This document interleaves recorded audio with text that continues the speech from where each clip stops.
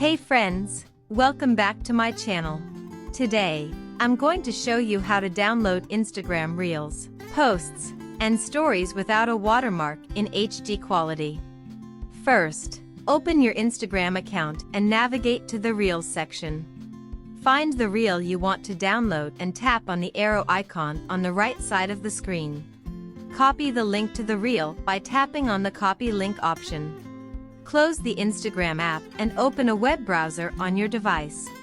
Search for Instatic online in the web browser and open the website. Paste the link to the reel you copied earlier into the website's input field. Tap on the download button to start downloading the reel. Confirm the download by tapping on the download video button.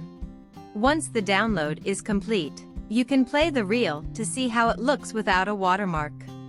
That's it. You can repeat this process to download multiple reels, stories, posts. If you found this tutorial helpful, please subscribe to my channel and like this video.